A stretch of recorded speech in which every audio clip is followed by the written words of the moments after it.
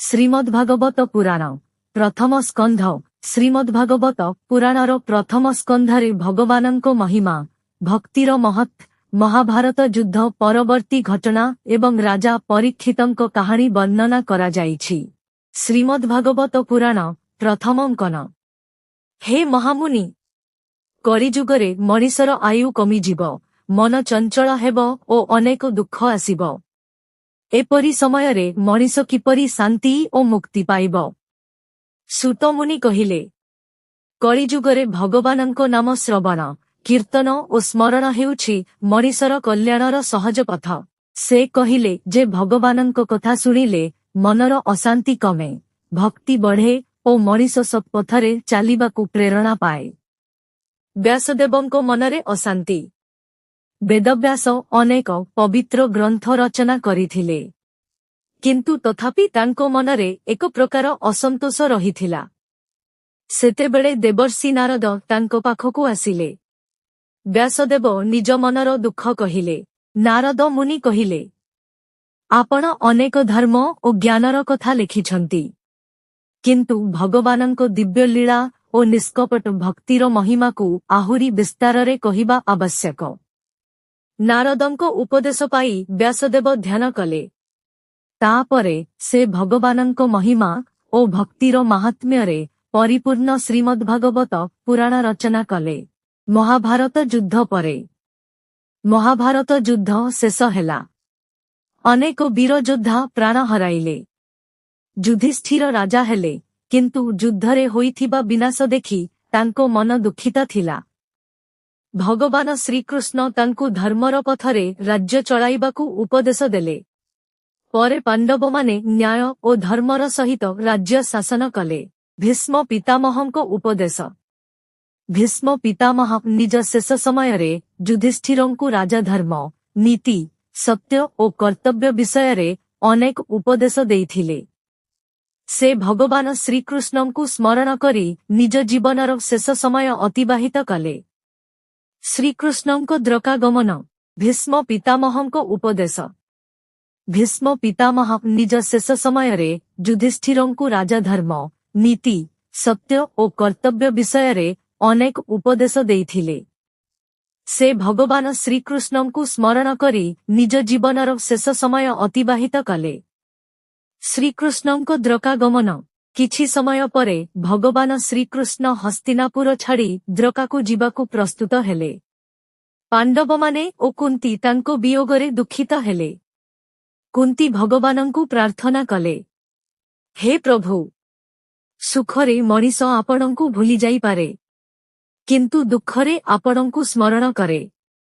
ତେଣୁ ଆମ ମନରେ ସଦା ଆପଣଙ୍କ ସ୍ମରଣ ରହୁ। ଏହି ପ୍ରାର୍ଥନା ଆମକୁ ଶିଖାଏ ଯେ ଜୀବନର ସୁଖ ଓ ଦୁଃଖ ଦୁଇ ସମୟରେ ମଧ୍ୟ ଭଗବାନଙ୍କୁ ସ୍ମରଣ କରିବା ଉଚିତ। ପ୍ରଥମ ସ୍କନ୍ଧର ମୁଖ୍ୟ ଶିକ୍ଷା। ଭଗବାନଙ୍କ ନାମ ଶୁଣିବା ଓ ସ୍ମରଣ କରିବା ମନକୁ ଶାନ୍ତ କରେ। ଭକ୍ତି ସହିତ ସତ୍ୟ, ଦୟା ଓ ସତ୍କର୍ମ କରିବା ଉଚିତ। ଜୀବନର ସୁଖ ଓ କଷ୍ଟ ଦୁଇ ସମୟରେ ଧୈର୍ଯ୍ୟ ରଖି ଭଗବାନଙ୍କ ଉପରେ ଭରସା କରିବା ଉଚିତ। ଶ୍ରୀମଦ୍ଭାଗବତ ପୁରାଣ ପ୍ରଥମ ସ୍କନ୍ଧ ଆଗକୁ।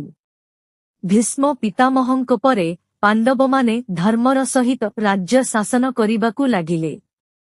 ରାଜା ଯୁଧିଷ୍ଠିର ପ୍ରଜାମାନଙ୍କୁ ନିଜ ପରିବାର ଭଳି ଭଲ ପାଉଥିଲେ। ତାଙ୍କ ରାଜ୍ୟରେ ପ୍ରଜାମାନେ ଶାନ୍ତି ଓ ସୁଖରେ ରହୁଥିଲେ। କିଛି ସମୟ ପରେ ଭଗବାନ ଶ୍ରୀକୃଷ୍ଣ ଦ୍ୱାରକାକୁ ଫେରିଗଲେ। ଶ୍ରୀକୃଷ୍ଣଙ୍କ ବିୟୋଗରେ ପାଣ୍ଡବମାନେ ବହୁତ ଦୁଃଖିତ ହେଲେ। ସେମାନେ ଜାଣିଥିଲେ ଯେ ଶ୍ରୀକୃଷ୍ଣଙ୍କ କୃପା ଓ ମାର୍ଗଦର୍ଶନରେ ହିଁ ସେମାନେ ଅନେକ ବିପଦରୁ ରକ୍ଷା ପାଇଥିଲେ। ରାଜା ପରୀକ୍ଷିତଙ୍କ ରାଜ୍ୟାଭିଷେକ। ସମୟ ବିତିବା ସହିତ ଯୁଧିଷ୍ଠିର ରାଜ୍ୟର ଦାୟିତ୍ୱ ନିଜ ନାତି ରାଜା ପରୀକ୍ଷିତଙ୍କୁ ଦେଲେ। ପରୀକ୍ଷିତ ଧର୍ମପରାୟଣ ଓ ପ୍ରଜାବତ୍ସଳ ରାଜା ଥିଲେ। ସେ ନିଜ ପ୍ରଜାଙ୍କ ସୁଖ ଦୁଃଖ ବୁଝୁଥିଲେ ଏବଂ ନ୍ୟାୟର ସହିତ ରାଜ୍ୟ ଶାସନ କରୁଥିଲେ। କଳିଯୁଗ ସହିତ ସାକ୍ଷାତ। ଦିନେ ରାଜା ପରୀକ୍ଷିତ ରାଜ୍ୟ ପରିଦର୍ଶନ କରୁଥିଲେ। ସେତେବେଳେ ସେ ଏକ ଅଦ୍ଭୁତ ଦୃଶ୍ୟ ଦେଖିଲେ। ଜଣେ ଦୁଷ୍ଟ ବ୍ୟକ୍ତି ଗାଈ ଓ ବଳଦକୁ କଷ୍ଟ ଦେଉଥିଲା। ଗାଈଟି ପୃଥିବୀର ପ୍ରତୀକ ଥିଲା ଏବଂ ବଳଦଟି ଧର୍ମର ପ୍ରତୀକ ଥିଲା। ସେହି ଦୁଷ୍ଟ ବ୍ୟକ୍ତି ବାସ୍ତବରେ କଳିଯୁଗର ପ୍ରତୀକ ଥିଲା। ରାଜା ପରୀକ୍ଷିତ ତାଙ୍କୁ ଦେଖି କ୍ରୋଧିତ ହେଲେ। ସେ କହିଲେ, ମୋ ରାଜ୍ୟରେ ଅନ୍ୟାୟ ଓ ଅତ୍ୟାଚାର ଚାଲିବ ନାହିଁ। ତୁମେ ଏଠାରୁ ଚାଲିଯାଅ। କଳି ରାଜାଙ୍କ ପାଖରେ କ୍ଷମା ମାଗିଲା ଓ ରହିବା ପାଇଁ ସ୍ଥାନ ଚାହିଁଲା। ରାଜା ପରୀକ୍ଷିତ ତାକୁ କିଛି ସ୍ଥାନରେ ରହିବାକୁ ଅନୁମତି ଦେଲେ, ଯେଉଁଠାରେ ଅସତ୍ୟ, ଲୋଭ, ଅନ୍ୟାୟ ଓ ଖରାପ କର୍ମ ବଢ଼ିଥାଏ। ଏହି କଥାର ଶିକ୍ଷା ହେଲା, ମଣିଷ ଯେତେବେଳେ ସତ୍ୟ, ଦୟା, ପବିତ୍ରତା ଓ ଧର୍ମର ପଥ ଛାଡ଼ିଦିଏ, ସେତେବେଳେ କଳିର ପ୍ରଭାବ ବଢ଼େ। ରାଜା ପରୀକ୍ଷିତଙ୍କ ଭୁଲ। ଦିନେ ରାଜା ପରୀକ୍ଷିତ ଶିକାର କରିବାକୁ ଜଙ୍ଗଲକୁ ଯାଇଥିଲେ। ବହୁତ ସମୟ ପରେ ସେ ଥକିଗଲେ ଓ ତୃଷାର୍ତ୍ତ ହେଲେ। ସେ ଜଣେ ଋଷିଙ୍କ ଆଶ୍ରମକୁ ଗଲେ। ଋଷି ଶ୍ରମିକ ସେତେବେଳେ ଗଭୀର ଧ୍ୟାନରେ ଥିଲେ। ରାଜା ତାଙ୍କୁ ପାଣି ମାଗିଲେ, କିନ୍ତୁ ଧ୍ୟାନରେ ଥିବାରୁ ଋଷି କୌଣସି ଉତ୍ତର ଦେଲେ ନାହିଁ। ରାଜା ପରୀକ୍ଷିତ କ୍ରୋଧ ଓ ଅସାବଧାନତାରେ ଏକ ଅନୁଚିତ କାମ କରିଦେଲେ। ପରେ ତାଙ୍କୁ ନିଜ ଭୁଲର ଅନୁତାପ ହେଲା। ଋଷି ଶ୍ରମିକଙ୍କ ପୁତ୍ର ଶୃଙ୍ଗୀ ଏହି ଘଟଣା ଜାଣି ରାଜା ପରୀକ୍ଷିତଙ୍କୁ ଅଭିଶାପ ଦେଲେ ଯେ 7 ଦିନ ପରେ ତାଙ୍କ ଜୀବନର ଶେଷ ହେବ। ଯେତେବେଳେ ଋଷି ଶ୍ରମିକ ଏହା ଜାଣିଲେ, ସେ ରାଜ୍ୟ ଓ ରାଜସୁଖ ଛାଡ଼ି ଗଙ୍ଗା ତୀରକୁ ଗଲେ। ସେଠାରେ ଅନେକ ଋଷି ଓ ମୁନି ଏକତ୍ର ହେଲେ।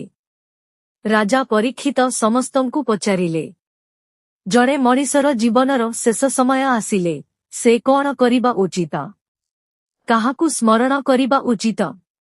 ସେହି ସମୟରେ ମହାଜ୍ଞାନୀ ଶୁକଦେବ ମୁନି ସେଠାକୁ ଆସିଲେ। ସମସ୍ତ ଋଷି ତାଙ୍କୁ ସମ୍ମାନ କଲେ। ରାଜା ପରୀକ୍ଷିତ ତାଙ୍କ ପାଦରେ ପ୍ରଣାମ କରି କହିଲେ, ହେ ମହାମୁନି, ମୋତେ ଭଗବାନଙ୍କ ମହିମା ଶୁଣାନ୍ତୁ। ମୋର ଅବଶିଷ୍ଟ ସମୟ ଭଗବାନଙ୍କ କଥା ଶୁଣି ବିତାଇବାକୁ ଚାହେଁ। ଶୁକଦେବ ମୁନି ଖୁସି ହୋଇ ରାଜା ପରୀକ୍ଷିତଙ୍କୁ ଶ୍ରୀମଦ୍ଭାଗବତ ପୁରାଣର ପବିତ୍ର କଥା ଶୁଣାଇବା ଆରମ୍ଭ କଲେ। ପ୍ରଥମ ସ୍କନ୍ଧର ଶିକ୍ଷା, କ୍ରୋଧରେ ନିଆଯାଇଥିବା ନିଷ୍ପତ୍ତି ଦୁଃଖ ଆଣିପାରେ। ନିଜ ଭୁଲ ସ୍ୱୀକାର କରି ସତ୍ପଥକୁ ଫେରିବା ମହାନ ଗୁଣ। ଜୀବନର ପ୍ରତ୍ୟେକ ସମୟରେ ଭଗବାନଙ୍କ ସ୍ମରଣ ଓ ସତ୍କର୍ମ ମଣିଷକୁ ସଠିକ୍ ପଥ ଦେଖାଏ।